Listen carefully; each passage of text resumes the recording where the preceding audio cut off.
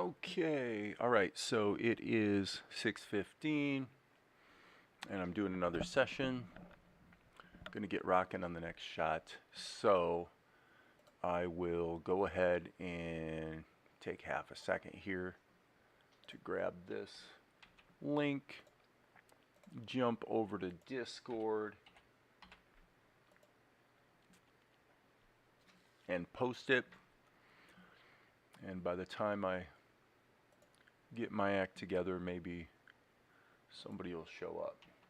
So, posting that on Discord, and away we go. Okay, so what do we got? Jump over the show. We've got this shot we did yesterday.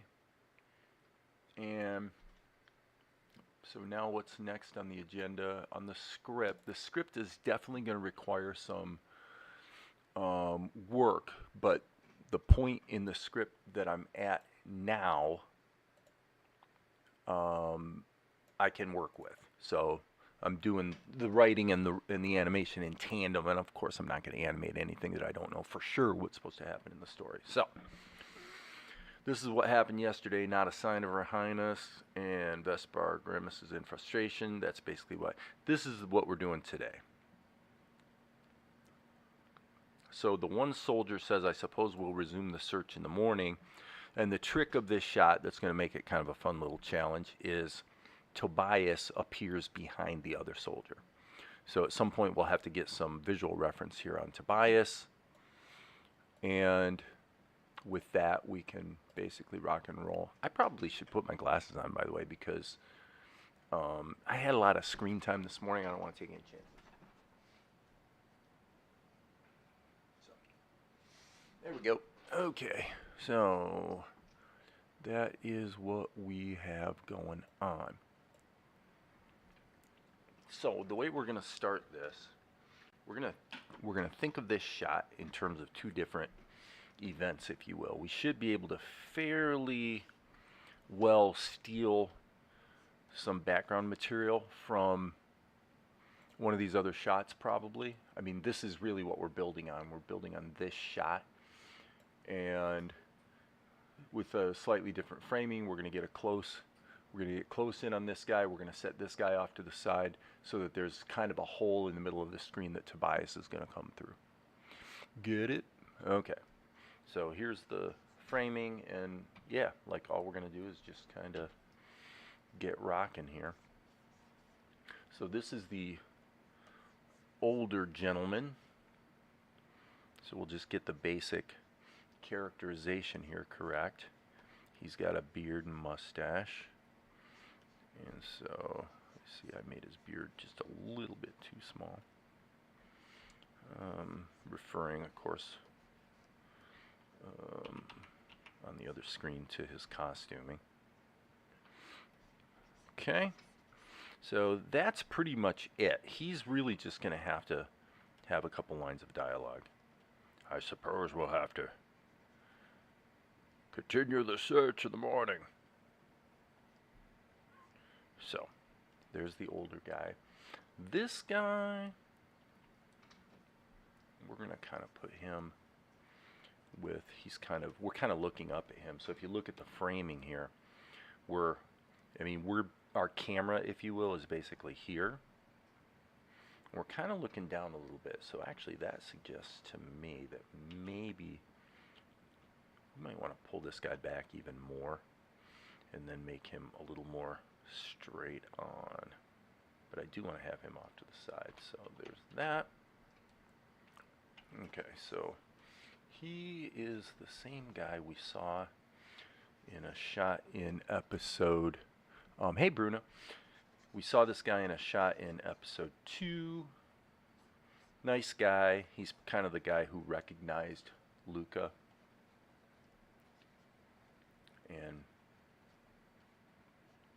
was kind to Luca.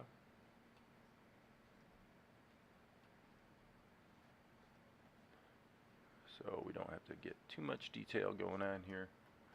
He's got his sort of tall hat kind of thing, and we'll flip the screen just so we can, yeah, actually, Let me grab this and make a little adjustment there with the A key. It doesn't have to be perfectly symmetrical or anything, but you don't want to have any strange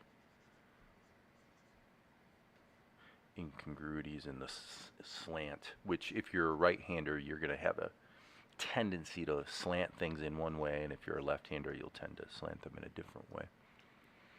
So Bruno says, nice. Thanks, Bruno. I'm just doing what I do. Okay.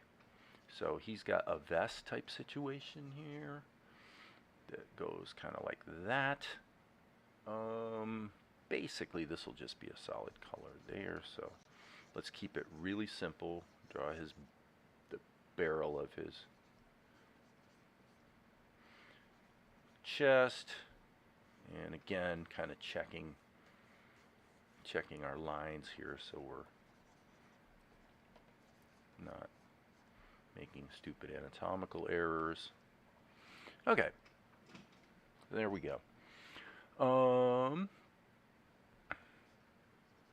Okay, and so we know he's going to say his line of dialogue, and we need to have the sort of cloth wrappings around his helmety thing. So M key to flip the canvas and just double check that slant stuff I was talking about. I can see this guy was tilted just a little bit too much that way instead of, more that way.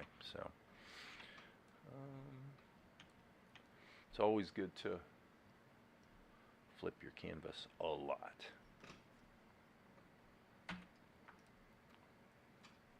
Okay.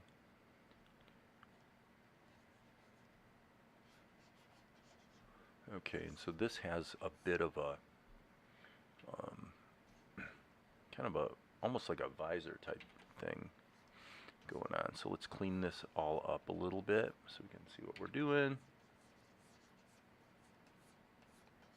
And then there's just this slight visor type piece to it. He's got a fairly wide set pair of eyes, and there we go. Okay, so now having done that, let's jump back out of full screen mode. This guy, again, is just going to be standing here, so his weight needs to be kind of, actually, let's do this.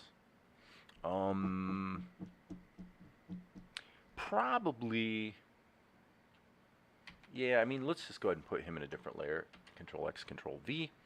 And this would be actually a very good time to save our work. And in fact, I'm even going to render it out, come to think of it, so that, whoops, render it out, because what I'm going to do is essentially put the, I think for episode 3, my practice is going to be to block in the shot kind of like a storyboard, image, but go ahead and render it out and cut it into the show. That way I can just re-render once the ink is added or the color, and I'll be able to see what I'm doing, see what I've got. Okay, so this is actually, we'll call this Old Sol for Old Soldier, and then this, of course, would be the other guy, so this would be Young Sol for Young Soldier.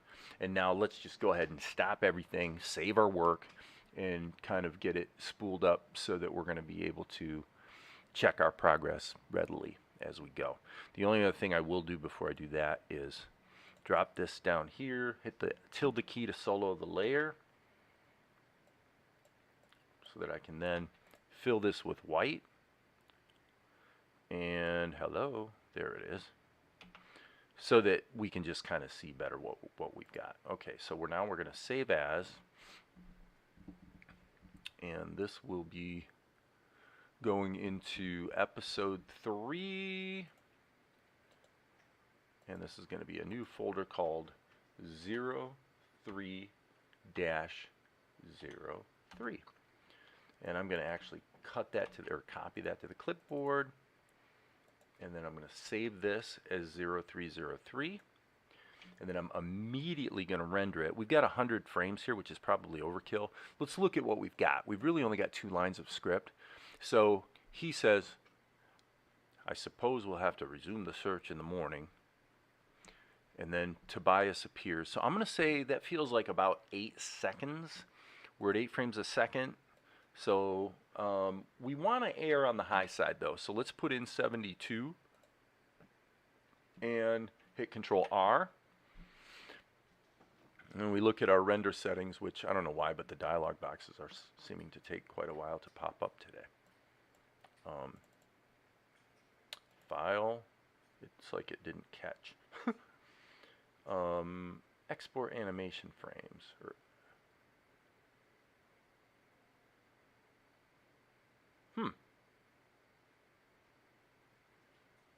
I actually, in the last year, I don't think I've ever rendered out of Krita without using the hotkey, so I'm hitting Control R and nothing's happening. So that's a bit strange. That is a bit strange. So I know this is completely stupid, but it isn't export. Like I said, I have not done this from the menu maybe ever, but it's save animation frames. Isn't that what we're... Oh, render and... Oh, I see what the problem is. Okay, this is a great little tip. Okay, dumb mistake, but you can save your Krita file, but you will not be able to render it as a dummy animation or whatever if the scene somewhere in one of the layers does not actually have an animation key. I guess that kind of makes sense. Kind of makes sense. So this is going to be our background, our proxy background. And I will say this, if you're animating in Krita, as a general matter of policy, it's a good idea, and I'm just turning all these layers on so that they're always visible in the timeline. But it's always a good idea to hit Control Insert and just put in one animation keyframe, especially if you wind up grouping layers and then you want to do either a deformation or you want to animate a group as a group. When you put animation, well, when you change, say, positioning or something on a group, what it actually does is it puts an animation key on every single one of the constituent frames, but if of each of the layers in that group. If a layer in the group does not already have a keyframe, it will not put a keyframe on that one, and then you'll get your animation all out of sync. So just as a matter of practice, it's usually smart to just put one animation key at the beginning of any layer. So save frequently, and now when I hit Control R, boom, it works. Okay, so what we're doing is we're going to 0303 render. And to those who are paying close attention, you'll say, well, the folder render inside the folder I just created doesn't exist. That's okay. If it's in here in the render settings, Krita will actually create the folder that it needs. So I'm going to call this 0303 period. That's the beginning of the naming for each of the images, and boom, we're going to actually render this out and put it in the show so that any changes we make going forward will just propagate and it'll just update automatically. Okay, so our England 77, yay, good to see you again. Thanks, man. I just was kind of out doing some other stuff, working on getting episodes 1 and 2 into full form, as full 24-minute episodes, and working on the writing for the episodes going forward. So now what I'm going to do is, actually that's not what I'm going to do. I'm going to go to my project media. I'm going to go to here in my timeline and then go to episode 3, scene 3, render, and there it is. Everything comes in, very nice. We're going to set it to 8 frames per second. Drag it in. And also, just as a matter of course, we disable resampling. What that does is, if the resampling, the default is for it to resample. If it resamples, then what happens is, if I decide to take this clip, hit Control, drag, and speed it up or slow it down, it'll actually interpolate blend frames that are sort of ghosting frames in between, which never looks good. In all the years I've used Vegas, which is like 15, at least 15 years I've been using Vegas, I've never had a situation where resampling looked good. So why it's the default and you can't change it, I don't have a clue. But anyway, back to this. So now we can just check our work, and when we re-render it and add the animation and everything, it'll just update because we already have 72 frames of animation in there, and then we'll just chop it back, you know, when it comes time to actually tighten up the edit. Okay, so now one thing I want to do with my young soldiers, I want to just look at the framing situation here. Yes, I like that better. But let's play with it. No, I don't like that. So I'm gonna actually probably go back to pretty much where I started, because what I'm thinking, I'm looking at the contrast between their sizes and when Tobias comes into the scene. So let's go ahead and get Tobias blocked in. Okay, so Tobias, so I'll just pencil test at this point. All right, so now to be accurate, what we're gonna do, let's hit insert a keyframe. Now he's gonna have to say his line of dialogue first. Okay, so this is gonna be, I suppose, let's just roll it and say his line. I suppose we'll have to resume the search in the morning. Boom. So at frame 28,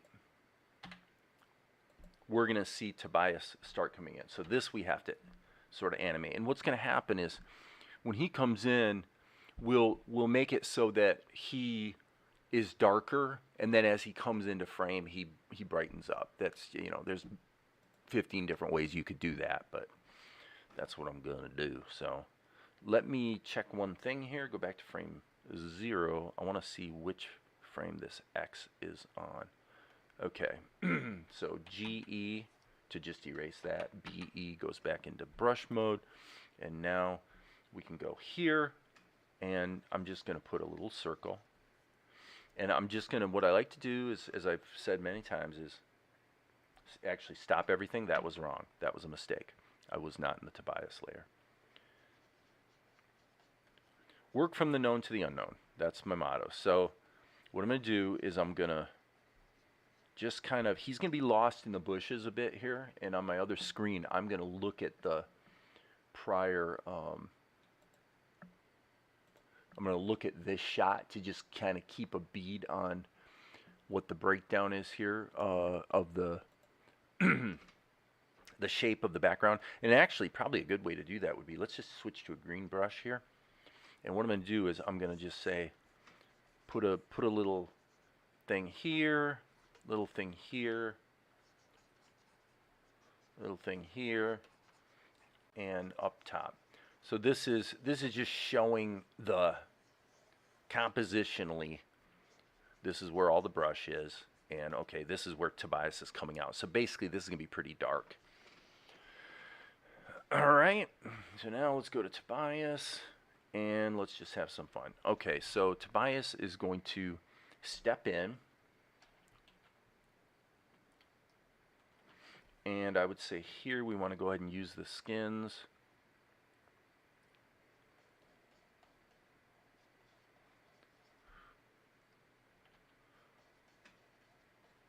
So this doesn't make a lot of sense initially because, hey Sifter, what's going on, man? Yeah, I'm just getting going here tonight.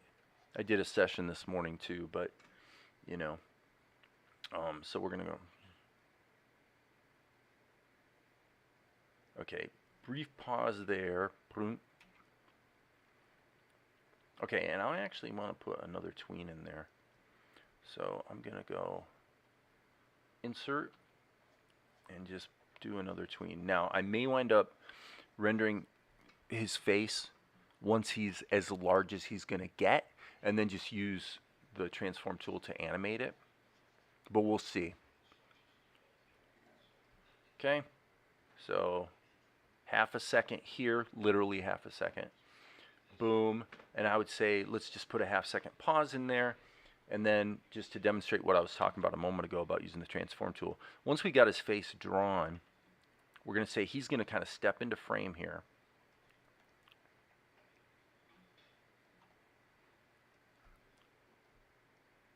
And just kind of rises to his full height. Now, on this frame, I don't particularly like the angle, so he's kind of at a slight 3/4 view, but I don't want that at the end. So I'm moving fast here because I really want to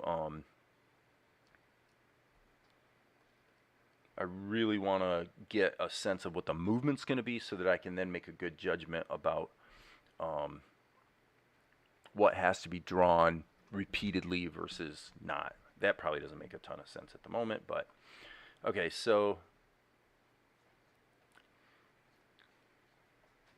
Tobias is a pretty buff guy, so I'm going to say he should be pretty much lost in shadow here. So I'm just playing with what I would want to do. I'm going to say, what if his hand kind of swipes out like that? And then across. And then down. So this is his shoulders. And by the way, just to make this a little easier to kind of visualize what's going on, we can take these other layers, probably not that one, but take these other 2 layers and just make them kind of quiet. Okay, so I'm thinking, boom, he kind of goes like this, and he's essentially just moving the foliage out of the way. Okay, then he's going to rise to his full height. So we'll just block that in, and it looks like we're missing a tween. Okay, so then he kind of turns. So I'm drawing his pecs just so I can get the angle that he's appearing to stand at. He's an older guy. He's kind of like me. You know, he's a guy who's probably 50, but he's in pretty good shape. You know, and I like Tobias. His voice is something like this. He's a very caring gentleman, and he's always loyal to Vespar. Which is, by the way, going to inform how I rewrite this episode a bit, because Vespar wants to shake the troops. He wants to spin off on his own and just get rid of the... Yeah, this is episode 3, Sifter. And so...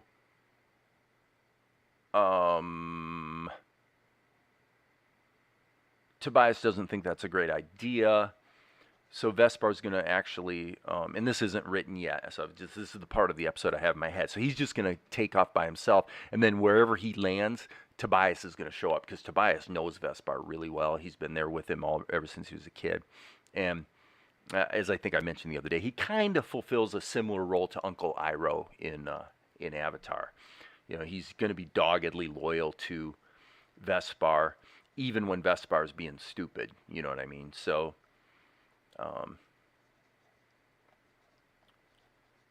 and Tobias, like myself, has kind of a lot of hair. Okay, so now let's just kind of kick back here, and we'll have to imagine the lip sync, but what we want to just see is how Tobias moves. Okay, we need another tween here, definitely. Let's insert, and it does seem to be getting a little...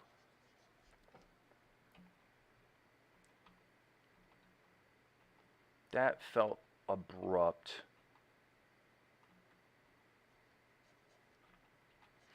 So I'm going to work with some of the contours here to kind of...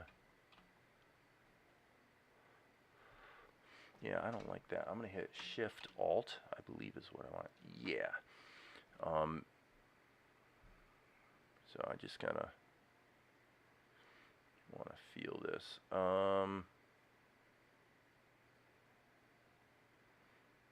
I would say, actually here, I'm just going to do this with the animate tool and see if it kind of sort of works. So I'm going to hit the A key, anchor that on his shoulder. Let that drop a bit.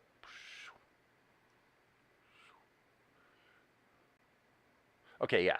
So the basic problem is here, this looks stupid. I'm going to actually delete this frame. It's not a bad drawing, but just get rid of it because the flow here sucks. So let's not settle for sucky flow. And the worst thing you could do is keep a drawing that's not quite working just because the drawing's good, but the animation's not quite working. Don't ever do that, people. Demand of yourself that you ruthlessly delete anything that's not working. And okay, so let's insert a keyframe there. So this is more, it's kind of more frames than I really want to deal with normally. That's for sure. So there is that to consider. And you always do want to be thinking about what's the most economical way to do the storytelling that you have to do. But it just depends on the shot. Sometimes you work a little harder, sometimes you don't. Okay, so he tends to be wearing kind of a vesty sort of thing. And so we'll let that shift a little bit. And we'll get rid of that keyframe for now.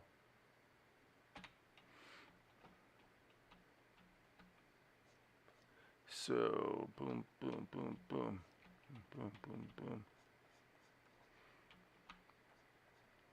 And I believe Tobias actually has like armbands. Okay, so this feels wrong. GE, just erase that. Keep it loose, keep it sketchy. Let it flow. Yeah, that feels better. Okay, and then this probably should be angled more like that. Slightly bigger. You doing okay there, babe? Yes. Unfortunately, Val got a bit of an owie today, working in the garden. We don't like owies. Owies are bad. Okay, so there's that. Alright, so what about his chest line? Chest line, chest line, chest line, chest line. Because he's moving closer to the audience, if you will. Okay, so now that I'm thinking about it, I'm going to say the young soldier feels like my earlier idea, I think, felt a little better. I kind of want him fading to the back here. Yes, so okay, wait a second. Sorry, we've got a keyframe in there that doesn't belong. Get rid of that. Okay, so let's see how that feels. Yeah, now they're making a little trio that kind of makes sense. Now, arguably, we really should, for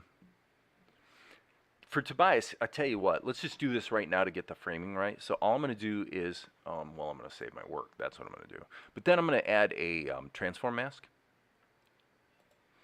And let's just get a feel. I really want him to be centered when he's done, okay? So now,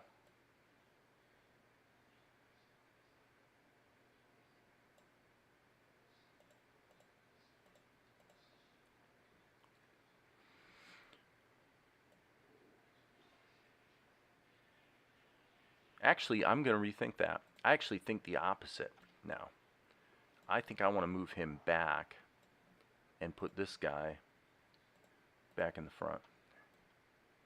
Because obviously he's moving the brush out of the way. It doesn't really make sense for him to be moving stuff out of the way that the other soldiers already, theoretically would have already moved out of the way, It's a bit silly. So let's undo that, and now let's just look at this motion here and see if it's kind of feeling okay. Okay, not too bad. I almost feel like the size, the moving into the camera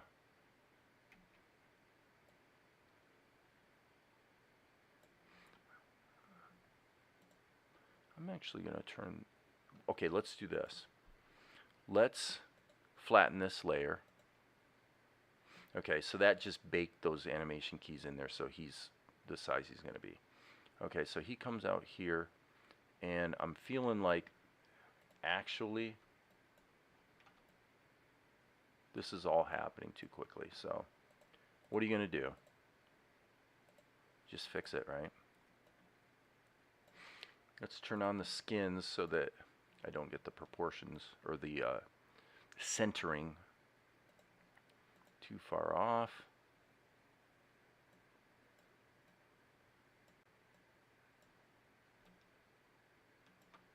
Let me just see how that feels. Yeah, that feels better. Okay, boom. So this feels like he's getting too big too quickly, is the way it feels to me. And plus, I'm not quite buying the arc of the movement. So I'm gonna try something like that. So this is fairly niggly work. I mean, you know, this is like, and I like that idea. I like the idea that he sort of lands in a,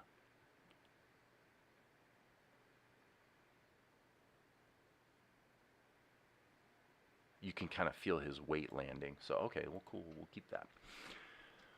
Okay, what next? Well, we might want to jump back real quick here on my other screen to episode, gosh, it'd be episode 1, actually.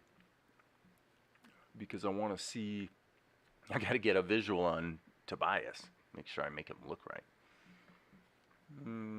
Okay, so on my other screen, I'm opening up episode 1. And in just a moment,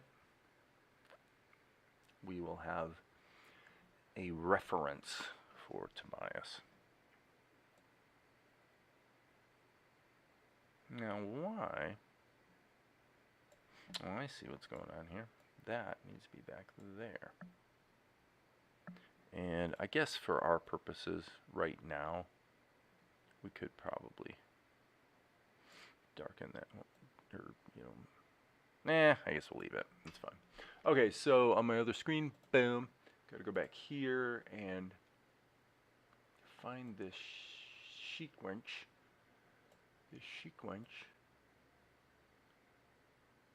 Where we met Tobias, and it was somewhere in here. Coming up, there he is. That's Tobias. Okay, so let's get him to his landing position here. Let's go back to our proper screen. Let's get back to Tobias's landing position, and then just on this last frame, let's go ahead and get him drawn in there, kind of sort of the way he really does look, just because, well, for one thing, it's fun to do. We like to draw. Okay, so Tobias has a fairly good mane of hair.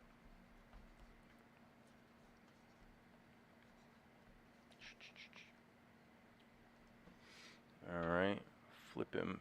Yep, always flip your canvas, friends. Okay, and then his beard is actually kind of long.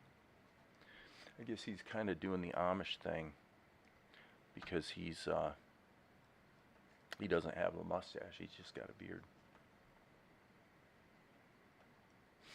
Okay, and Tobias, let's really think about the characterization here. He always has kind eyes.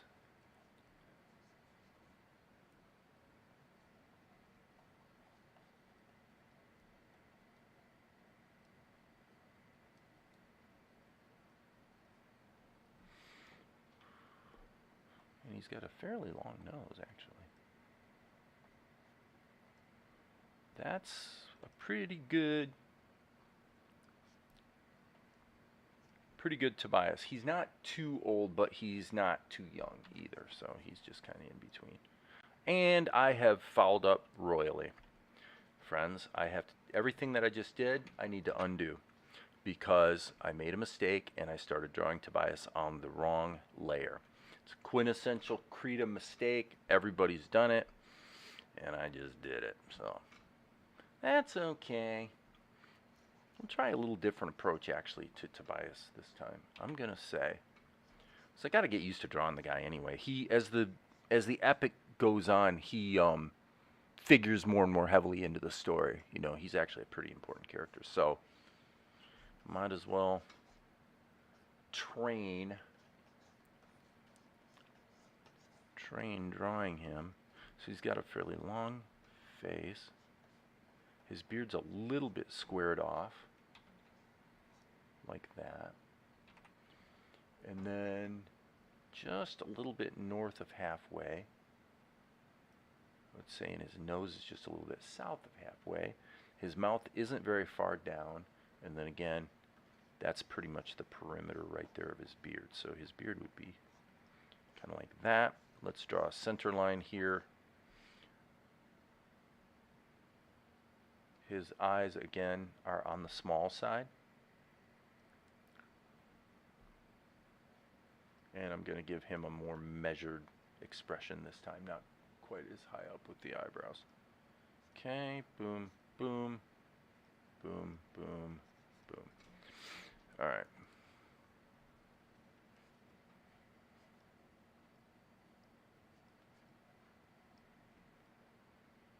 That's a little too low, I would say. Doesn't quite feel right.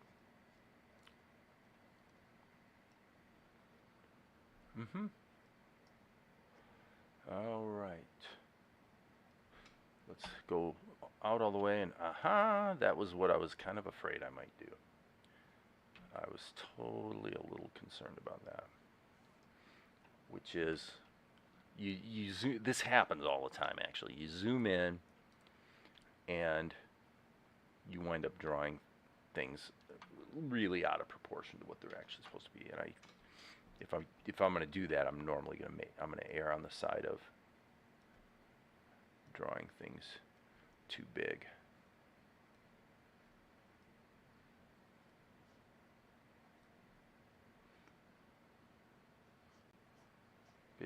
Big bridge of his nose, and Tobias's ears are actually fairly prominent. So there we go. You could have easily retained that drawing. I know. I could have actually just cut and pasted it. The only caveat being the character layers are transparent, and the layer I accidentally drew into had a white background that it was baked into. Now you can solve that and create it pretty easily by using the color to alpha filter. But I mean, at this stage, no harm in, you know, a little extra practice drawing the character, you know. So okay, as John Buscema always said, draw through your characters. This part I don't like. Boom. So okay, so in the prior iteration of Tobias, he would have really been taller. In fact, in the other episode, he's one of these guys that has kind of a pretty big trapezius going on, and in his prior costuming he has like a, I don't even know what you would call this, but got this, he's kind of got some sort of, I always call it a diadem, I don't know what you call it, but he's got a thing on his chest. I guess it's a useful guard just in case somebody like tries to spear you or something, you know, it would ostensibly block the spear. But even here, this is still not quite right. That is actually about right. That feels about right. So, and gotta get our characters looking more or less correct. Okay, so he's got these wing dingers around his shoulders, And apparently I was wrong. He does not have these, he doesn't have armbands, like Mel has. I was thinking he did, but I am just not good at remembering those sorts of details. Okay. Now, okay, so here we're going to have, we got some drawing to do. I would say let's turn this off. And this is the hardest thing to do well, I would say, is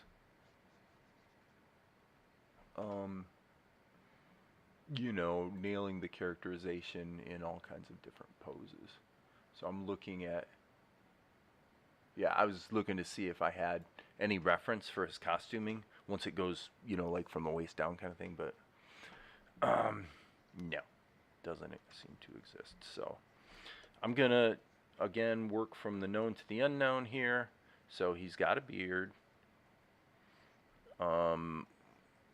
We know he has this fairly generous trapping like that, and I would say he's going to have some kind of belt, and again we're going to kind of have his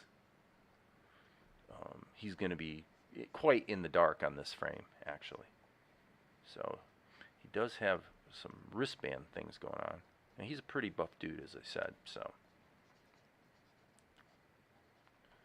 he's kind of reaching down to get the brush out of the way. Presumably there'll be sort of some bushes or some foliage action going on there.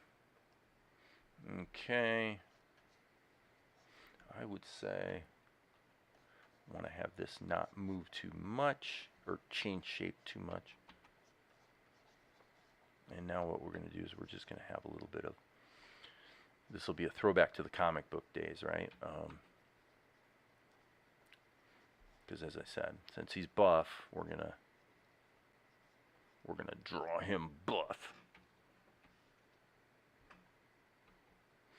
Okay, so proportion-wise, what was that again? Yeah, he's about just a little north of center on his eyes, and a little south of center on his nose. So I'm going to say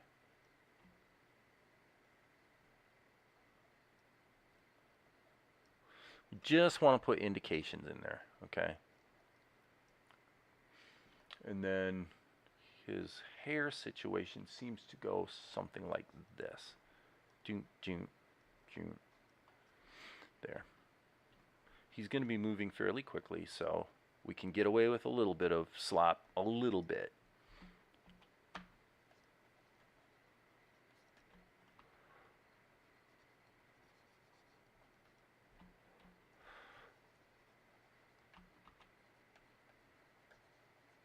So this kind of stuff's fun to draw.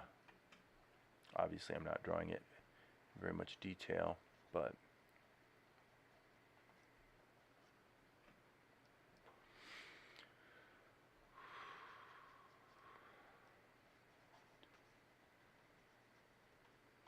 okay.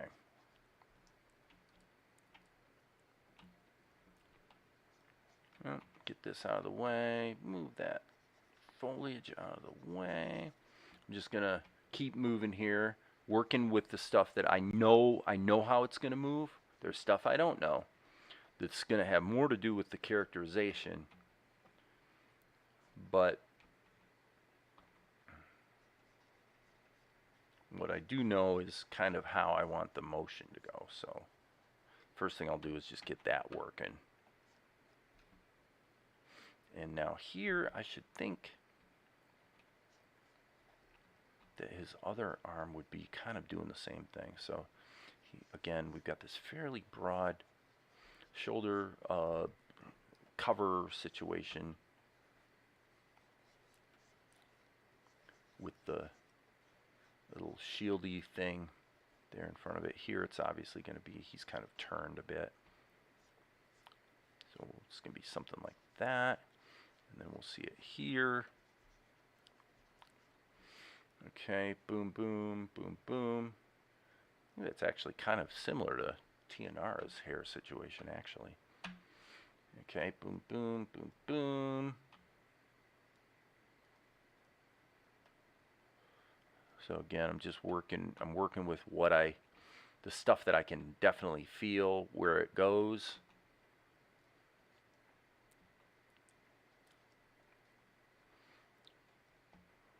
And then we'll go in and figure out what went wrong, figure out where the mistakes are. And okay, boom, boom. This is actually why I don't like using onion skins too much. Is for something like this, like I can just feel this when I'm drawing him. I can feel is it Tobias? You know what I mean? And if the onion skins are on, I get too much crap on the screen, and I wind up trying to get continuity from one frame to the next. And what happens is the characterization tends to drift, you know. So I'd rather have each drawing have integrity, and you can get away with that if you check the emotion or the motion, just based on the stick figures. If you know that the motion and timing is basically right, then you can actually turn the skins off and just focus on making good drawings. That's me. Other people may have a different approach, obviously, for sure. But so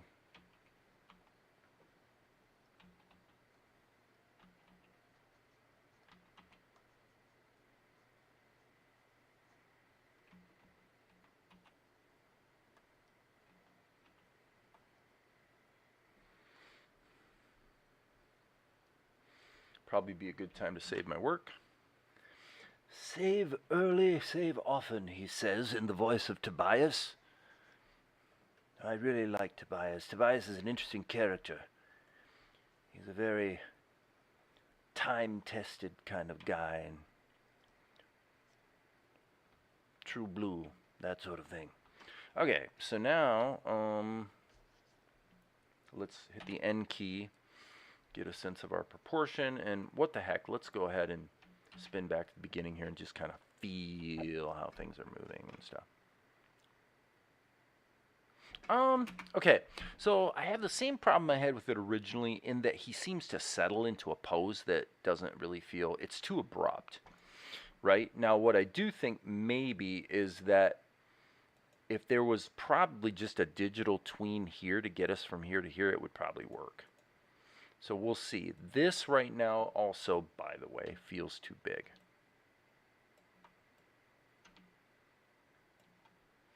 So let's just keep playing with it. Nobody has all the right answers from the start. This part feels pretty good.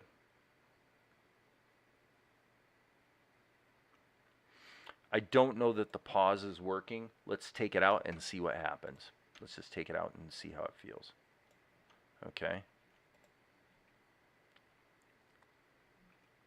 Yeah, I think if there's one more tween right there, we're going to be okay on this. So I'm going to actually just tilt this a little bit. Just something to get us from here to there.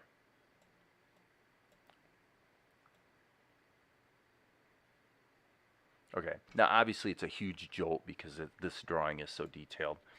So that's fine, we'll fix that shortly.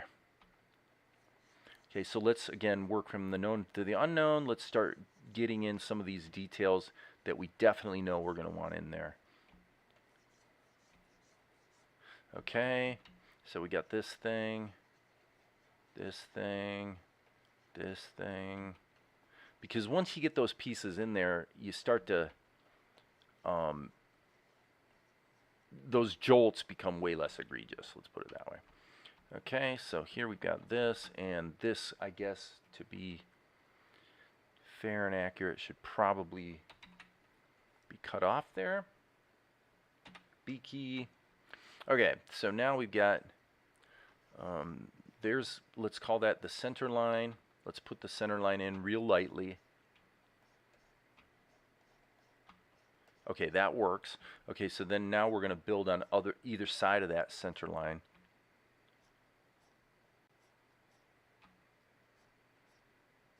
This, it's just part of his costuming.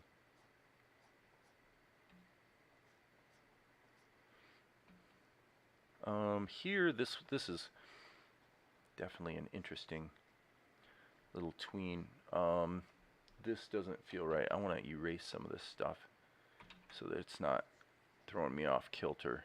This really needs to be more like that, I think.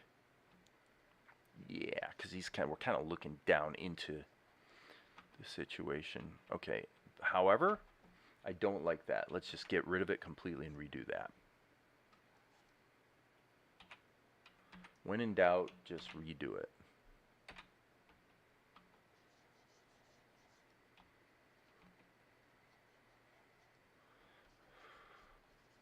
Admittedly, it's a one framer.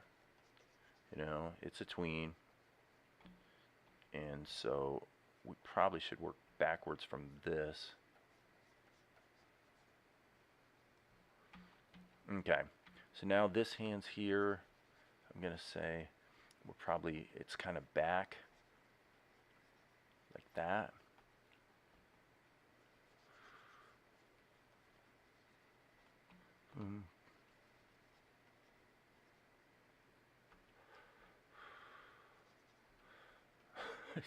I say boom. What does that mean? Boom.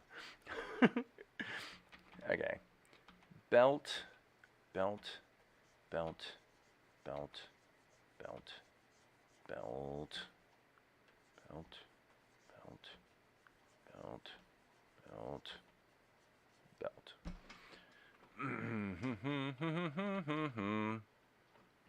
Saving our work.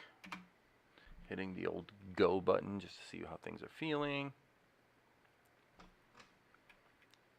Not bad. Not bad at all. Now the problem here on this particular shot is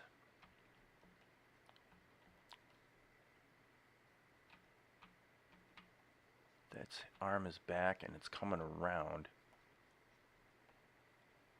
So the idea is that his hands would be kind of like this, like he's pushing foliage out of the way.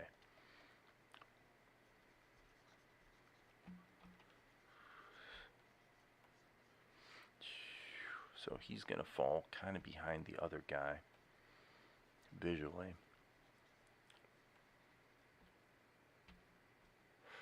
Okay, I'm going to actually take this contour right here, Control C, Control Shift V, and then adjust it. Control C. Yeah, I mean, I can live with that one.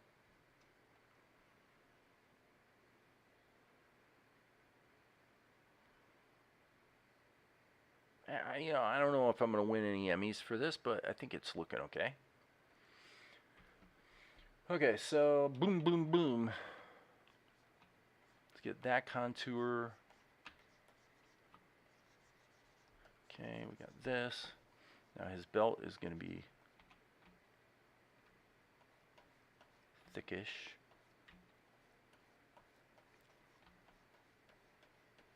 Okay, I think that's got to be a little bit higher.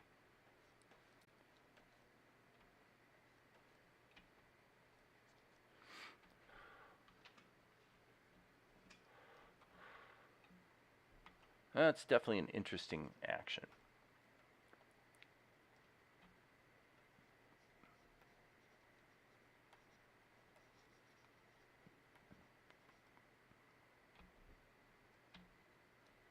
Put his wristbands on him.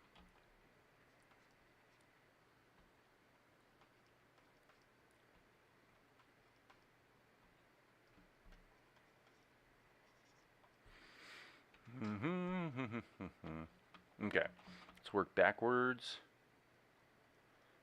a little bit here. Get that contour, center line, boom, boom. Oops, that's wrong. Right, more like that. Boom, boom. And obviously it's a pretty abrupt change in orientation there. But it's probably okay. We could, let's see here. We got that line.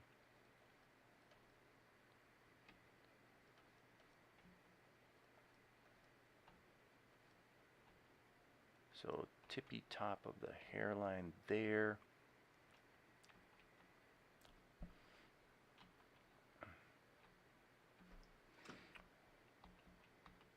Okay, we got this.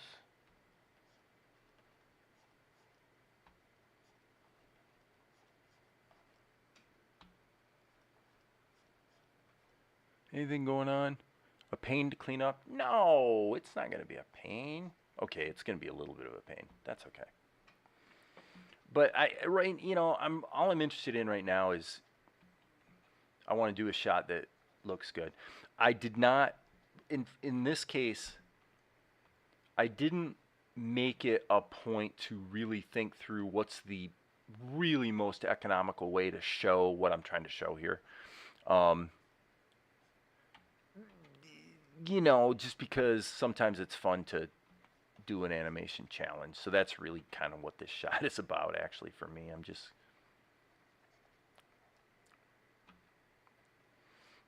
I don't think it's going to be that tough, but it'll be, it's going to be some work.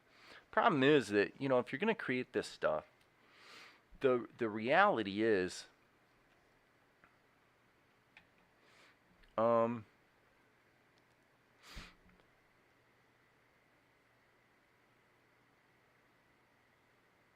don't know. A single shot usually takes somewhere from an hour to 3 hours, really, to do everything. And so you just kind of wind up going, well, this is going to take me a long time anyway. I might as well just not worry about it and just try to make it look good, Boom, boom, boom, boom.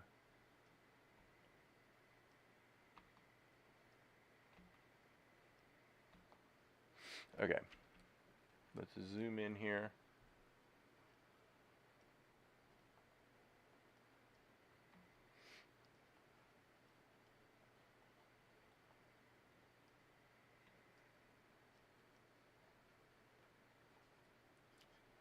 Those seem a little high. Yeah, definitely a little high. So let's take that and let's move it down a little bit. B key.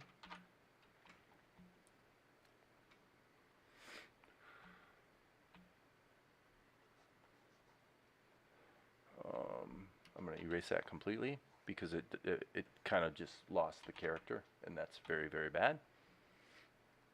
And I can see part of the reason why is that his nose is actually in the wrong position. So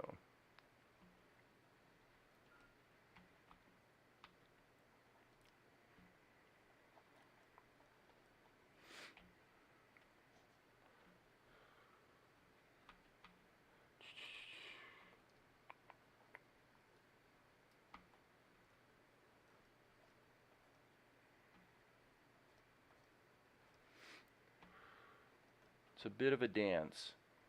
Here he's obviously angled down a little bit more. But, that mouth really feels like it's way too low for that drawing right there. Which probably means that the nose is too low as well. Let's maybe move that up a tiny bit. Okay, and this is wrong. This is the this is the rough part. This is the part where things can look pretty awful before you sort of get things patched up and looking better. So it is what it is. It's probably the most, in other words, the most embarrassing part of this process is what I'm doing right now, because I'm going to have multiple shots where the character's a little off character, and it's like I can just see people like shouting at their screen, dude, you've got his nose too low, or whatever,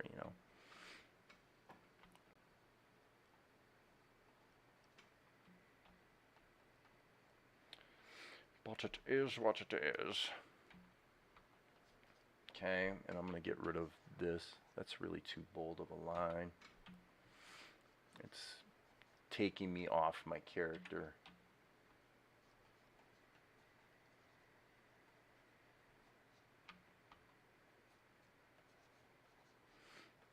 In other words, the bold lines are distracting me enough to where it's difficult to draw them correctly. Here, this one's probably the worst of the bunch at this point. I'm just going to actually completely redraw him for that frame.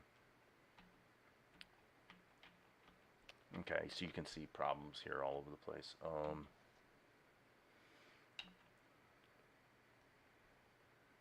But that's okay. It's just what you got to do. So let's hit the E key.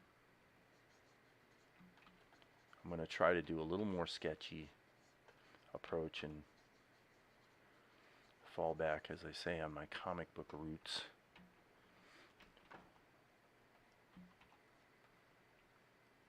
And what I'm doing is I'm trying to be very sensitive to when I put a line in there that where all of a sudden it doesn't look like Tobias anymore. You know, trying to catch it early. This is okay.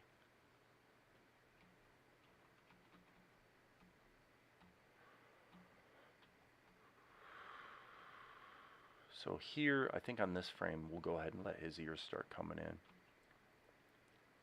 because his ears actually stick in front of his hair.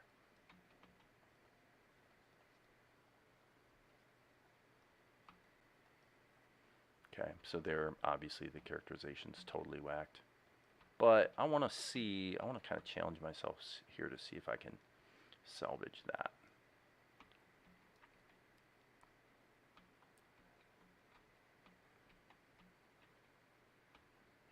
I'm going to say probably not. I think the easiest thing to do is just redraw them.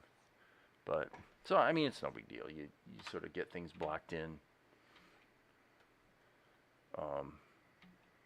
to work out the motion, and then sometimes it's easier to just get rid of the guides that are a little erroneous.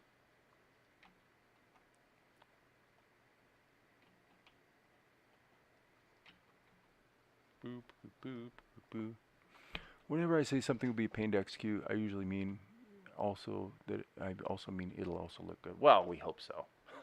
There's no guarantee of that. In fact, in my case, that usually actually, as far as I'm concerned, Sifter, turns out usually not to be the case. I've had shots I've done that have been more like this, where there's a fairly lengthy, a little more involved than usual animation process, and usually they turn out bad, actually. Hate to say that, but it's true. They tend to wind up looking, you know, I just don't necessarily achieve what I set out to achieve. So what's wrong here? I would say this needs to come down a little more. And again, we do have a certain amount of latitude because of the, like for example, here we could cheat. And the way to cheat is to go Control C, go back one frame, hit, actually we'll just delete that and hit Control Shift V, and then flip it so that we can kind of, so that we just know that we've got some character continuity here. You know, I mean, it's not exactly a crime. But that helps me kind of get there. Now, if I take this and go here and go Control Shift V, now I would have to, and it would be easier to actually move it up here, allow that to remain selected, hit the liquefy tool. Okay, fine. Okay. I'm going to just let that be baked in, because in order to do what I'm trying to do, I have to erase this first. Okay, so now this section, let's just play with it. Let's just see what happens if we take this center point and start doing some manipulations here to just move it in a direction like we're kind of wanting, you know. Okay, so then we're going to just erase this, obviously. Okay, I guess hitting the E key would be good. All right, and now we take this and smack this down here, go like that, and now you can start to see the things that are maybe going wrong with it. But you can obviously see the gross change in characterization there, but that's instructive because obviously you can argue that, well, he's kind of leaned over, we're looking down, his face is foreshortened, but that's a pretty big freaking change. Here, obviously, we're okay through up till about here. But, so again, this is a bit embarrassing, but it is what it is. The drawings look good, it just doesn't look like Tobias, And I've done it a million times. There, and we go from this to this, and obviously this is sort of a distended version of Tobias, so now we need to start either deleting things or making adjustments bit by bit. And if it doesn't work, it doesn't work, but it's basically a kludge to try to do a better job of maintaining the characterization. Because frankly, it's hard to do. It's a challenge. It is a challenge, and having really, really simple cartoony characters makes it easier, and Tobias is not a simple cartoony character. He really is not.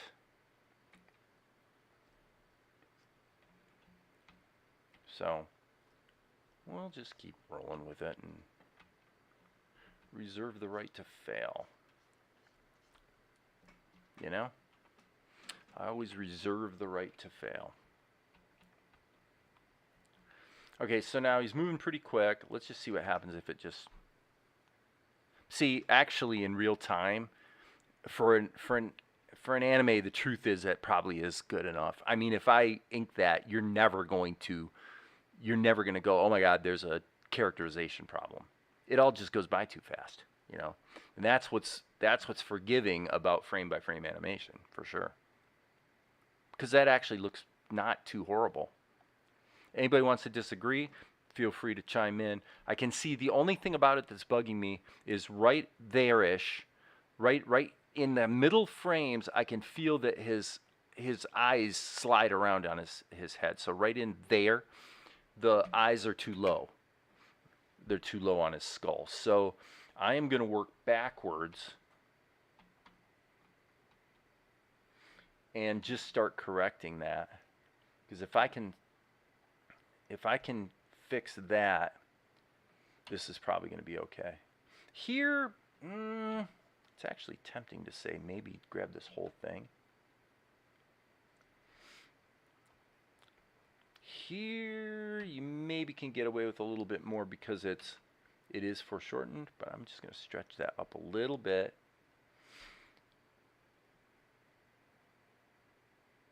There's one frame that's jumping out. There is the top of his head stretched, so those who are complaining about that, I know. Trust me, I know. This is really bad.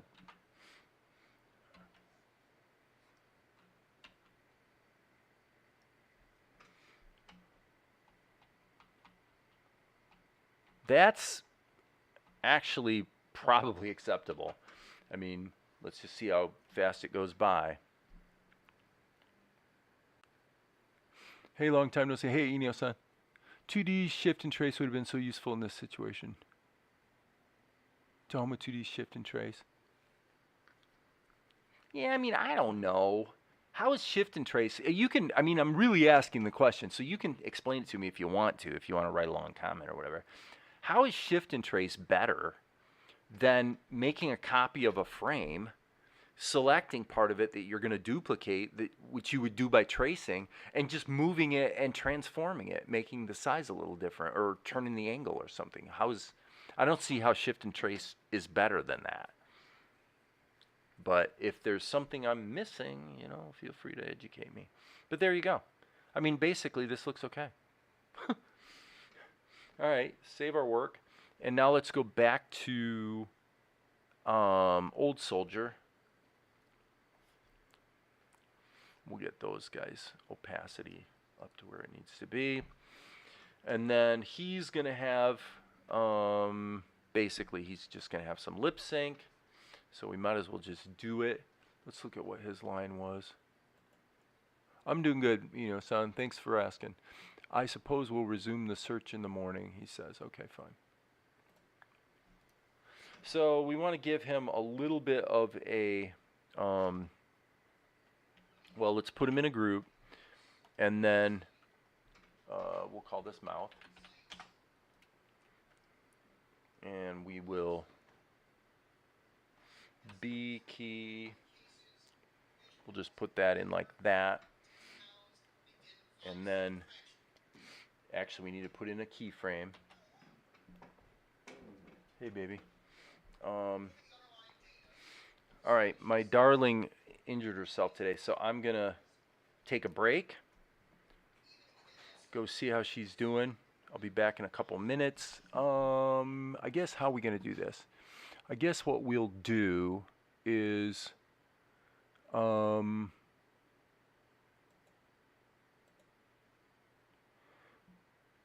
guess we'll just loop the shot for a couple of minutes. So you guys will cut me a little break here to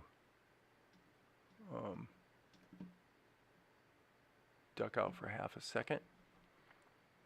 And so that can just play.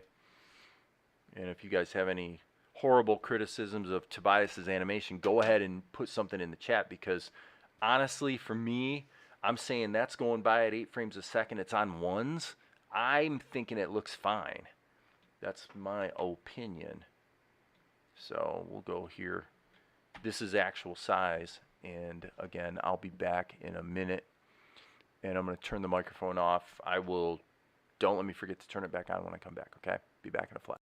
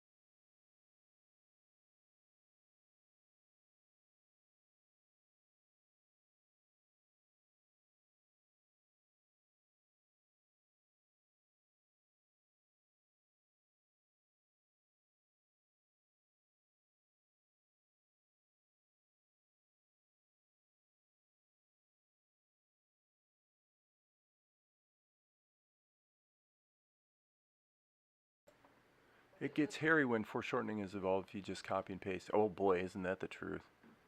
You nailed that one, buddy. Okay, so nobody's got got any big criticisms. So let's go here, and so now the question becomes,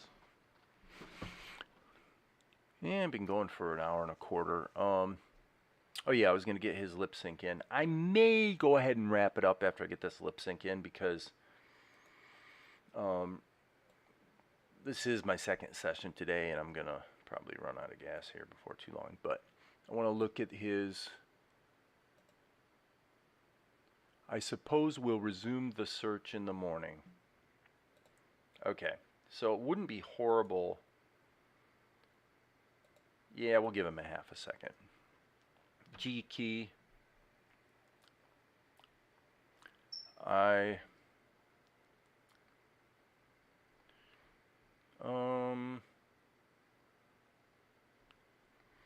Let's do we'll do 2 in a row here. I'm not really doing anime lip sync. I'm just kind of winging it here, so.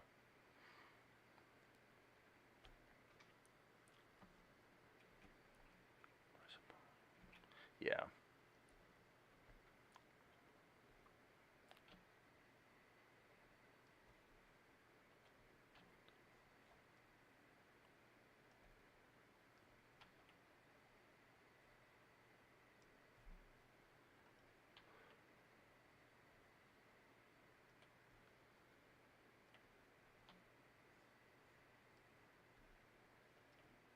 We'll see how it goes. I'm gonna just.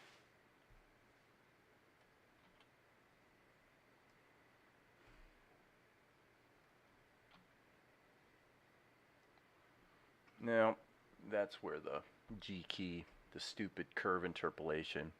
To this day, we're in Krita versions 5, and you still can't change this to be raw. Pretty irritating, frankly.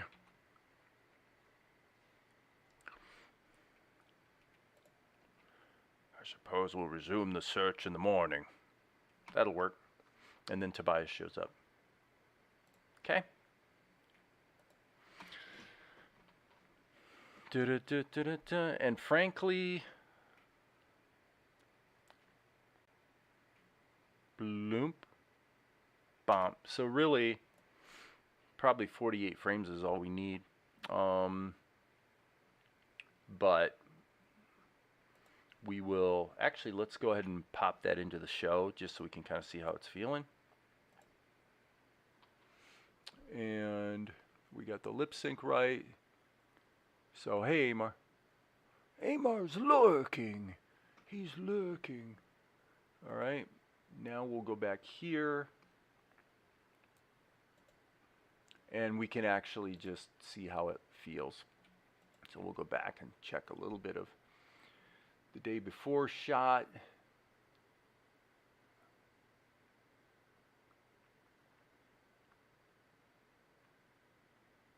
Yeah, I mean, I think we're good. We'll probably cut this off about there, I would say. Little moment for a bit of a musical, ominous attitude kind of vibe. And then it's going to cut back to Vespar, and Vespar is going to be like totally irritated because he's like, in the morning, are you trying to let her get away? Kind of thing. So, feels good.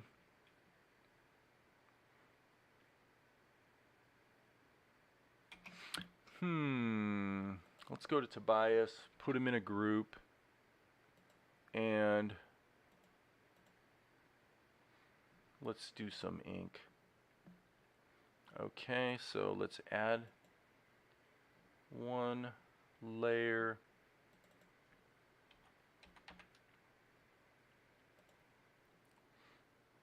Okay, this is going to be a little tricky. Let me think about this for a minute.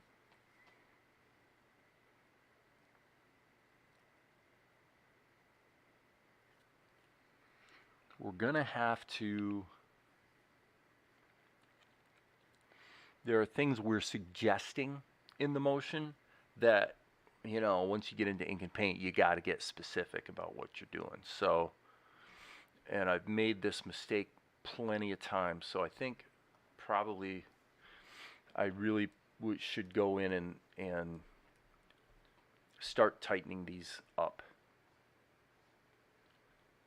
so that there's no question marks about what I'm drawing here. So this can be a little vague, but it does need to be a distinct shape. The main thing that's the wild card, of course, is the legs. Okay. So we're going to have a little bit of, it's going to be a little forgiving from the standpoint that he's coming out of the dark. So this is going to be pretty dark. He probably isn't going to be sort of full light until we get here. So we got about 4 frames of wiggle room, I would say.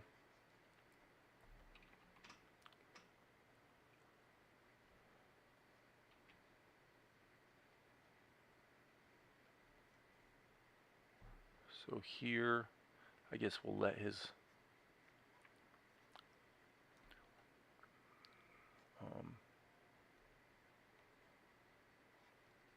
so he would be wearing some kind of boot action.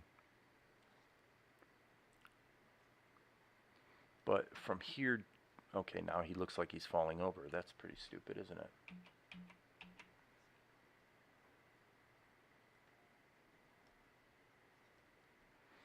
Okay, brush.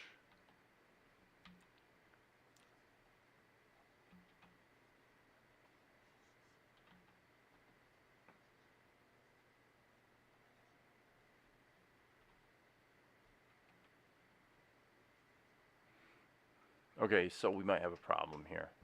If it's too big of a problem, I may give up and work on it tomorrow, but let's see.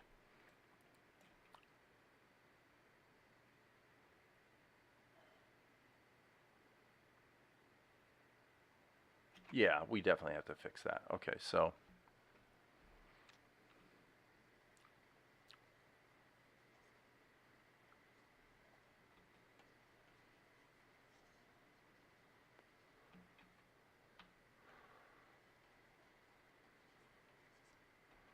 okay, so here this leg has to come forward.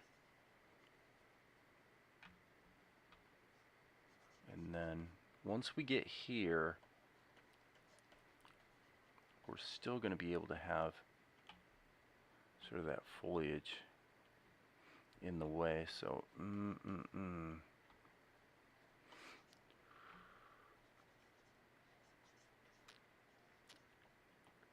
he's bringing himself up to his full height.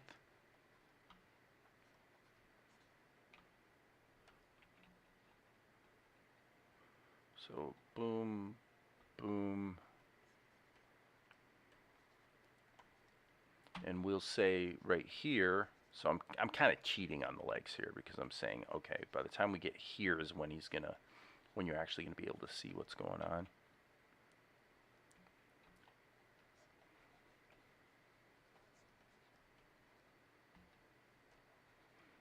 And then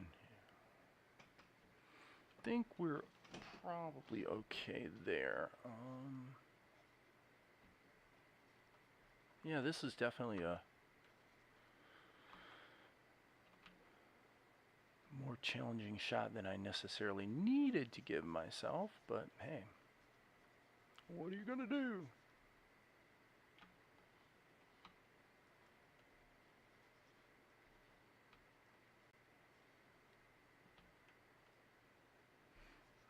Okay.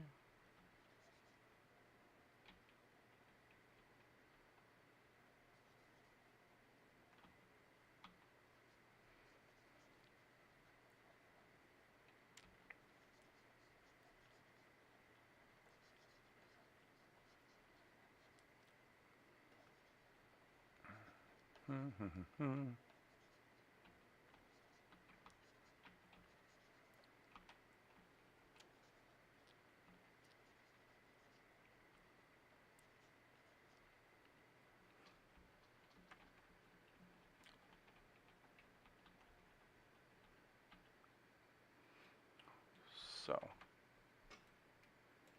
are we reasonably happy with it? Yeah, I would say so. The whole shot could be made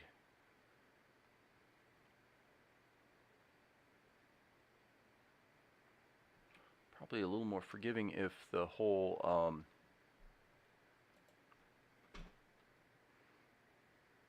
if it was actually pushed in a little bit more, but that's okay. For now, we're just going to stick with this. I'm going to say, let's actually push this guy forward a little bit.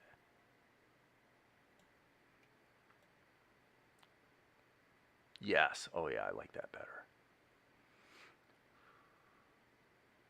Not only that, but we could... This is a great example of where a little bit of cheating can go a long ways, which is this. Why don't we take this group and add a transform mask to it? We won't animate it or anything, but just take this whole group and push him like right there, so that now he's kind of shrouding a little bit of the animation on Tobias. That's gonna feel nice, and that feels like a more balanced shot anyway. I would say actually the young guy, we might even want to angle him slightly and push him in a bit, and I actually like that better. Okay, well that was stupid. Take that back to there. Yeah, because everybody's overlapping now, which really looks better anyway. Not bad. Not bad. I think this is going to shape up. Okay, nothing really going on in the chat, so just checking there. All right, so insert. Okay.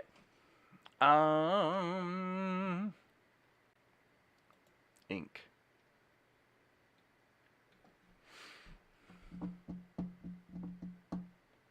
Let's actually deal with this guy first. I just feel like it. So I'm going to turn this way down. And go back to the first frame. Hit the B key. I'm not going to switch to... okay, stop everything. That needs to be turned off, or everything will be in the wrong position.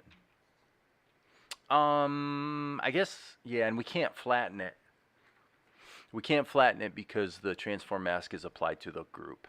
So we would actually have to have the duplicate transform mask on every single individual layer. So that's not worth doing.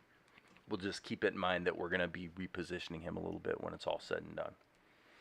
Okay. So that's that. And I am on my other screen going to reference the close-up we have on this guy. Actually, no, I'm not. I'm going to reference the long shot. Okay.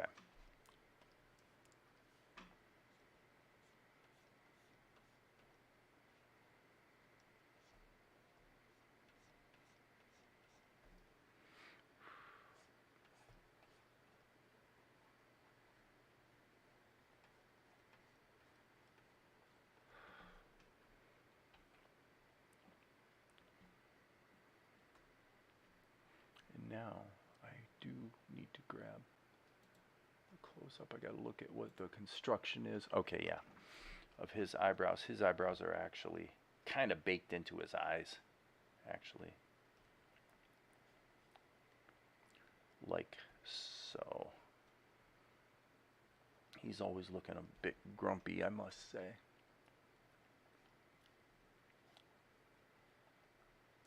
He's got pretty wide set eyes and a fairly bad attitude. Okay, that's not right.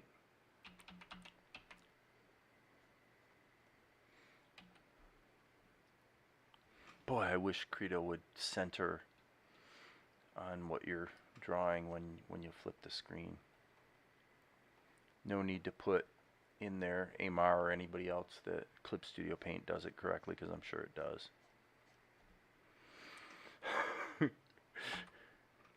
Just saying. So yeah.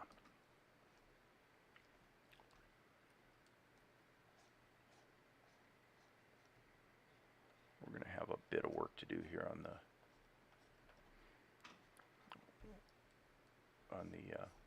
coloring, just because I'm giving a little bit of a sketchy character to his beard. So we've got leaks, and I know I've got leaks, and that's okay. We're going to be able to work with the leaks in this case. If it looks better, it is better, and I think it looks better, so there it is.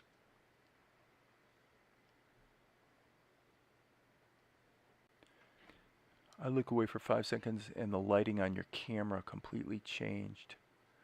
Oh, well, you know what? That's because the sun's going down and it's actually shining directly in our front window right now. So yeah, once it comes down,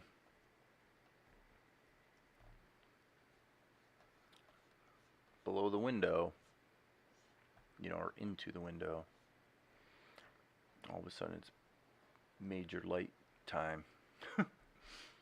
Okay, so this guy, actually, he really doesn't have much in the hair department going on, so we'll put a little bit of a wrinkle action here. So, I mean, the on the plus side for this guy is there is only one drawing, so it's not like I've got to do a bunch of delicate coloring on a boatload of frames like I am going to have to on Tobias. So, no big deal. Okay, well, he does have some costuming here, though, that needs to be attended to properly. So he does have kind of a collar thing going on here. Yeah, fairly complex costuming on these soldiers. But that'll work for this drawing for sure. Oh yeah, I guess putting the top of his hat in there would be beneficial.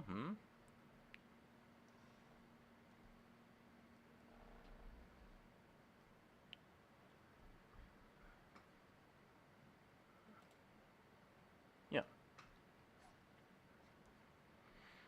Okay. That guy's looking pretty good. So we can turn off his sketch.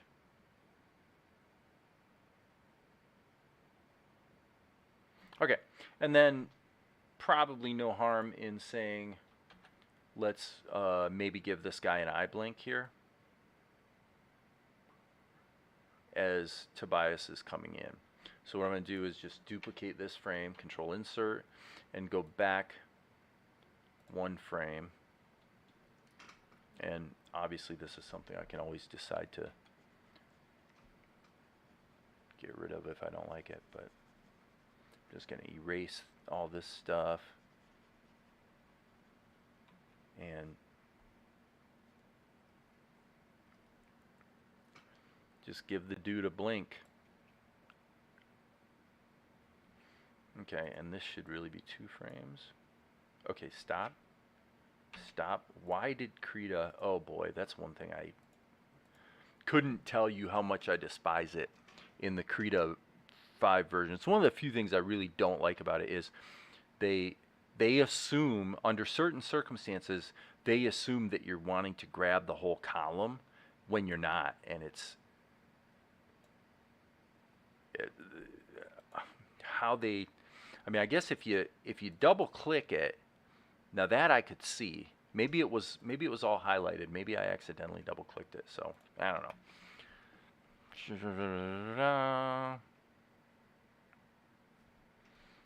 Yeah, the eye blink. We'll see if I keep it. It's not that, it's not like it's all that great or anything. So there's the young guy. Let's turn that down. His ink is going to be just a single frame, but just in the interest of consistency, I'll go ahead and put in a keyframe. Okay, let's get this guy drawn. 1, 2, 3. He's obviously kind of in the background, somewhat simplified.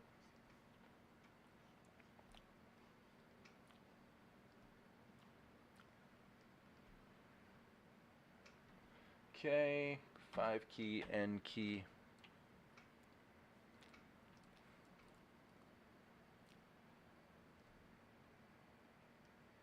That looks pretty good. As I recall, his nose is just about like that. And he's got a bit of a wide chin. And then, actually, this is wrong, come to think of it. Let's change that. This is actually a little more distinct than I thought. So this kind of comes down like that. It's kind of an unusual little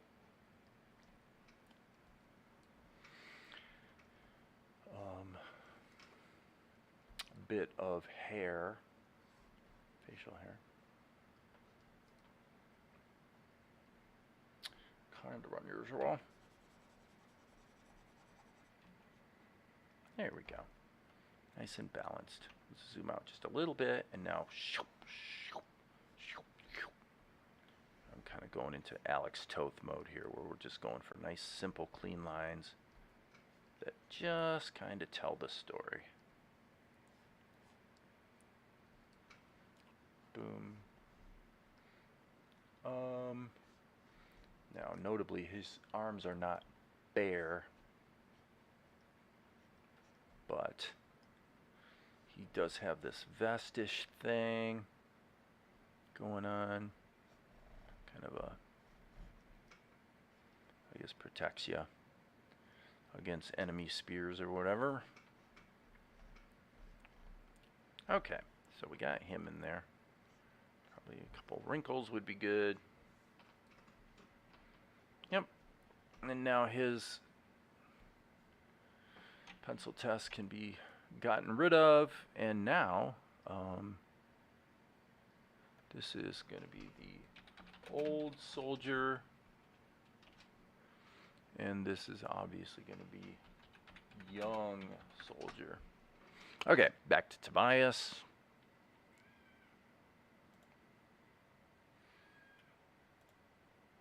Ink. Let's rock and roll. And this guy now, just for the record, can be repositioned like that.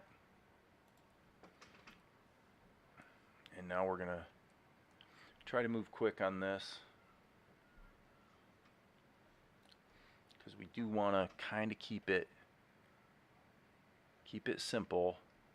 As I say, get that sort of Alex Toth meets, I like to say Alex Toth meets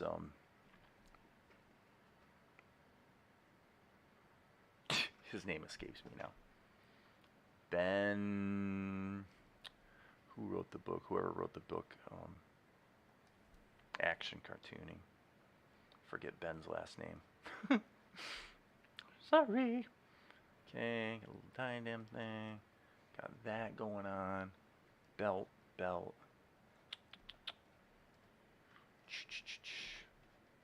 Okay, so that's going to fall behind. As I go along here, I may find little cheats that help me. But remember, I want to bear in mind that on this guy, on Tobias, he is going to be mostly, he's going to be coming out of the shadow. So the first 4 frames, there's kind of a lot of latitude.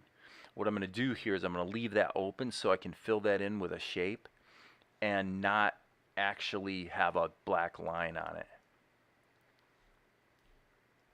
Okay, so here we'll just kind of go like that and assume his boot action will sort of speak for itself. Yeah, I mean, it's on the frame for, it's on the screen for 1 frame. The so-called boot. So I'm not trying to chimp out here. It's just that sometimes you want to recognize where some stuff that you could wind up spending a lot of time on really doesn't matter, because it's all going to either blow by too fast or it's too small. You know, on the screen. So this is going to be pretty simple. Simple, simple, simple. Okay.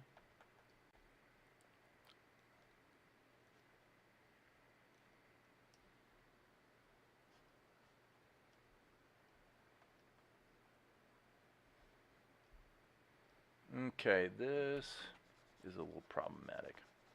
That's actually not correct. I guess I should have my Tobias reference on the screen.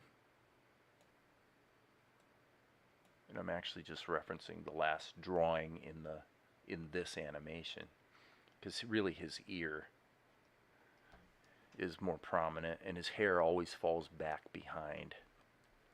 Okay, so this looks pretty good actually. Let's keep going. Insert.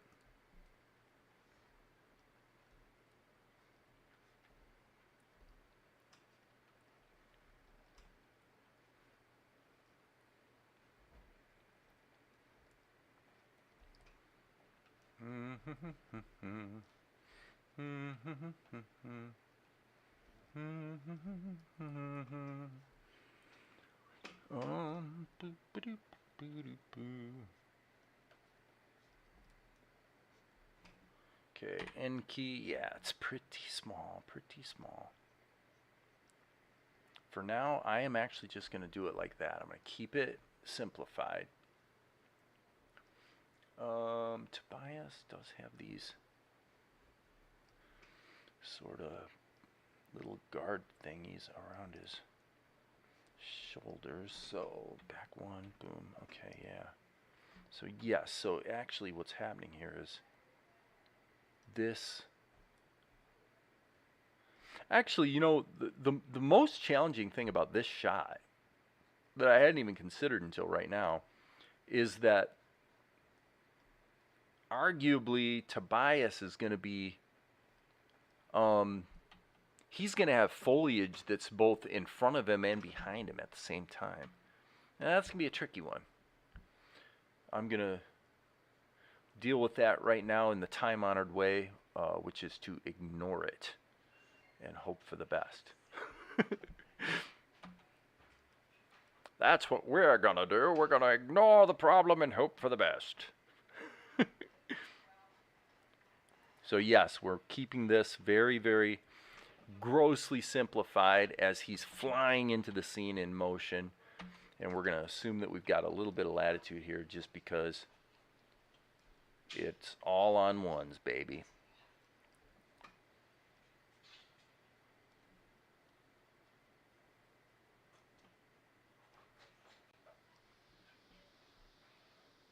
It's all on ones.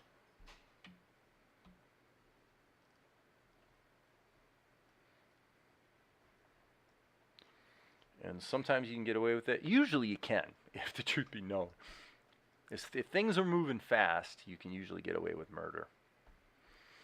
So let's just get away from that particular frame as fast as possible and keep on moving on down the road here, folks. You know, it's the kind of thing that when you look at it here in real time, some of it's a little horrifying, but then you know you get the show put together and it's like people watch a show and nobody ever mentions it. Like the thing that looked so horrifying, when you can sit here and just look at one frame at a time, you just don't notice it. You know, you get sucked into the motion, and as I say, it's not to make excuses and be super chimpy about it, but it's more like you don't want to waste a bunch of time on something that you know just really doesn't matter. You know? Just saying, people. I'm just saying. Okay, let me zap back here a little bit. I mean, look how small he is on frame, actually. You know? That's how quick that all goes by. I mean, it's insane. If we insert a blank keyframe here, you can see, look at that. bloom, move the brush out of the way, bloom. I mean, come on, really? We don't have to kill ourselves to make every frame a work of art. And in fact, we'd just literally be wasting all that time if we did. And so granted, the character is a little bit off weight. It actually looks like he's falling into the screen here because I'm effectively moving this knee back and this knee forward at the same time. So in terms of his body weight, he actually is falling into the screen. He's literally falling forward. But that's what we do when we walk, you know. So it really does look pretty stupid in a freeze frame. But so again, not trying to make excuses here or be a slop hog. I'm just trying to point out, and Sifter can vouch for me on this one, because you know the stuff you're doing, Sifter, if you're still here, is, I mean, it is so, there's so much action, man, you know, that it's just everything's, and it's probably 24 frames per second too, so stuff is just blowing by, you know, am I right? That's why animation is like making sausage. You really don't want to look behind the scenes and see what's really done, because it would probably make you cringe, you know, a lot of it. Now, where it's not acceptable is, you know, when you look at some of these episodes of Johnny Quest where they obviously scaled up very crude drawings that were drawn at way too small of a scale for the shots that they wound up getting used in, and you can just see these really bad drawings, you know, of the characters in some cases. If you're into the whole Johnny Quest, there's a really good documentary actually here on YouTube about the story behind Johnny Quest and the involvement of Alex Toth and blah blah blah, you know. So now here we're gonna just keep on keeping it simple. Keep on keeping it simple.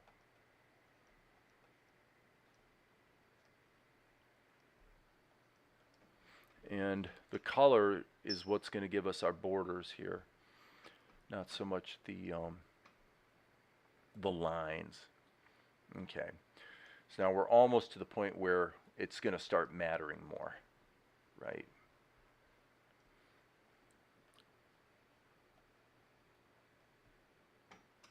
Lots of insight. You think so? Well, I appreciate you saying that. You know, to me, it's all born of pragmatism. It's like you hate to do this and do that, and then find out it never really mattered much, you know, because it's just not time. You know, it's like I said, if you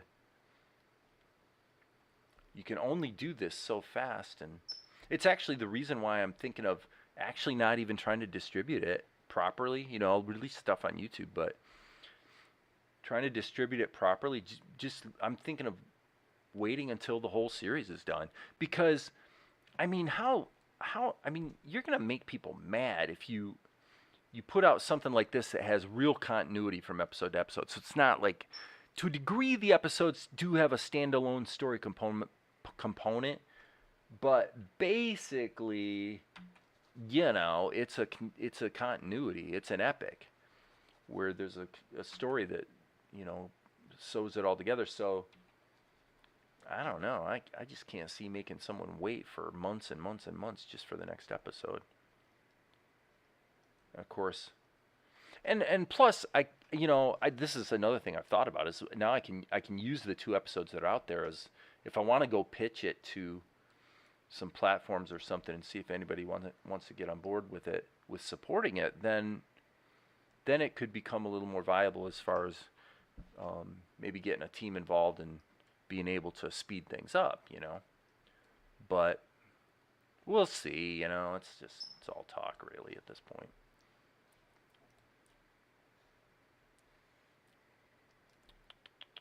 Okay, so we got this kind of thingy dingy, I guess, for lack of a better term, is what I tend to call them.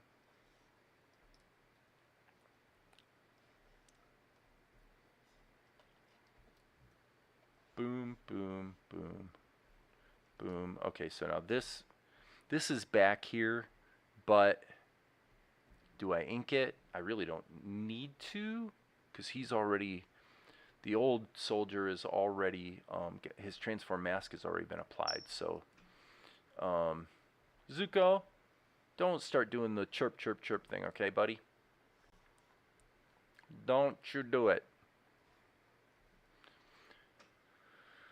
Zuko's over there starting to behave somewhat obnoxiously. Okay. Insert. Okay. Let's just see how this is feeling, friends.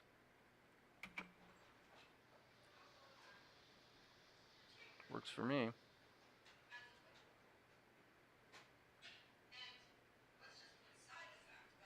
Yeah, I'm just going to have to animate the foliage, obviously. So, hey, Darren. All right, so this is basically feeling pretty good.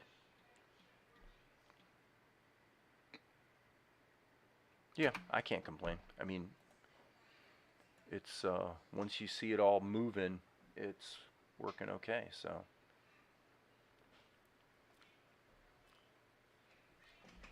boom. Get the ear in there. Get the beard, mouth. Oh, that's too high.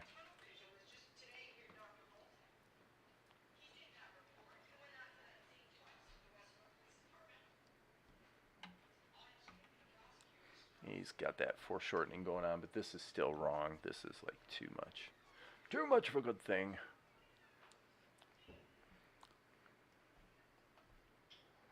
So, and the hairline is not positioned properly. So let's get that up.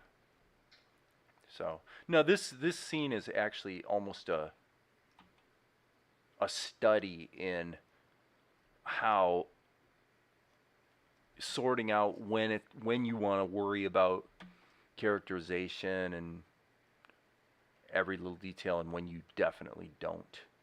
This is a great example of, you know, you can either be a purist, in which case no one's ever going to appreciate your hard work, or you can be a pragmatist and just say, you know what, I'm going to do what matters and focus on the frames, or focus really hard on the drawings where the character stops moving. You know, when they stop moving, like the old man, like this guy. You know, get that perfect, because that's what people are going to see.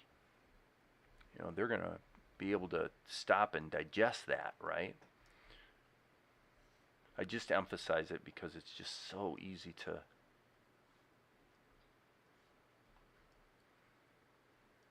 well, it's like any large project, anything you do that's fairly vast, you have to sort out what matters so you invest your energies intelligently.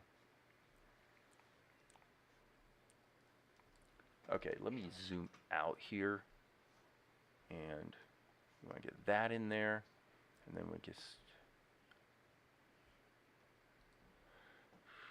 so this arm is kind of, so yeah, I'm very deliberately not putting the ink in. So if you solo his layer, you know, that's what it looks like. Well, that's okay. When I color it in, it's still going to have those other characters in there to sort of create those borders. So no big deal.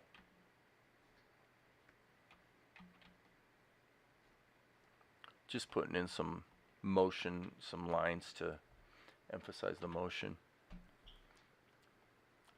Yeah, he's coming together. He's coming together.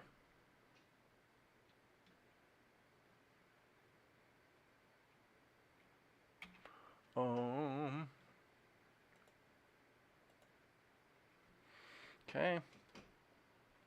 Keep going. How long have I been going on this? So 2 hours. Did I? No, I mean, honestly, actually, this is kind of impressive. This is a complicated shot. And is that right? I literally started this whole thing 2 hours ago. Is that correct? That's crazy. Because this shot has way the heck more animation than most shots I do. Like, by a wide margin. And I think I did, actually. I mean, I kind of sketched out the layout real quick, which took like 5 minutes before I started live streaming. But once I decided to work on it, I think I went ahead and turned on the live stream. So this is kind of crazy how quick it's coming together. Now this is going to require a little extra work on the foliage and a little extra work on the color. I would say, to make it all work. Somebody just posted a comment. What was it? Just thinking it looks like it has more frames in your earlier episode. Well, it's still 8 frames per second, but yes, this shot is a bit... I'll tell you why. Actually, there's a reason. The reason is, when I did the first thing that happens is the soldiers come into the scene, and I realized yesterday, so we've got this recap frame from the previous episode, and then these 2 shots of the soldiers are actually taken from somewhere in episode 2, where it's like it's exactly what we needed for episode 3, you know? So I saved myself having to do these shots. The problem is that when the soldiers, so this is the shot I did yesterday, when the soldiers show up, Tobias was supposed to be with them. So I'm like, okay, now what am I going to do? So I got to get Tobias into the shot somehow, hence this. While, you know, he says his line, and then we so I'm paying a price here on the back end, you know, to get Tobias into the shot. So that's all that's really about. I saved some time over here, and now I'm spending a little more time over there. All good. All just like what you do. So that comes down there. This muscle, like, showing his kind of bicep situation. Tobias, as I said, is a pretty buff guy. Keep his hands simple. Everything's in motion.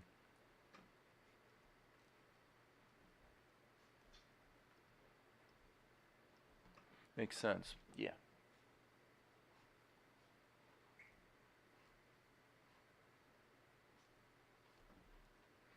Tobias.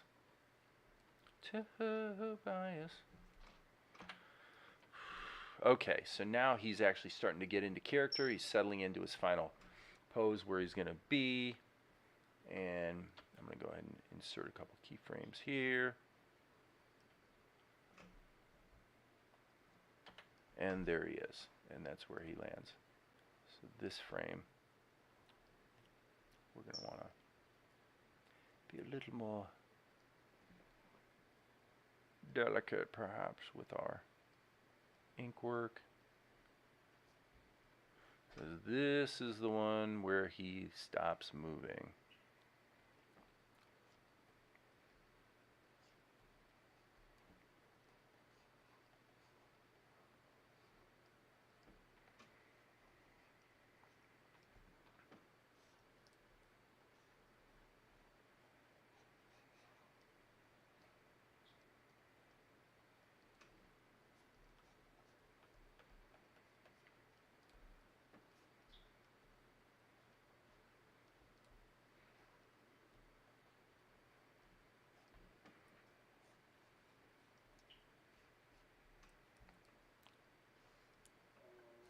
Okay.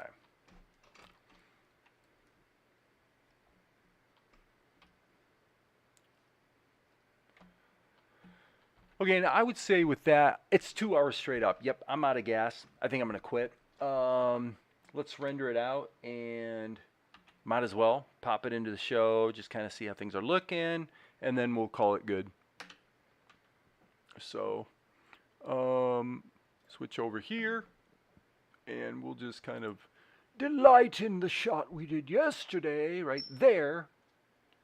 And hopefully we can come up to that standard on the next shot as well. So blah, blah, blah, blah, blah, and here comes Tobias. Yeah, dude, that's going to look pretty good. I'm feeling pretty good about it. So we'll just keep rocking, and that's going to be, see, that's a 5-second shot. That's a 6-second shot. Does that last the full 6 seconds? So yeah, I mean, I'm gonna say if this comes out to what it is, that is 11 seconds. If I put 2 more hours into this one,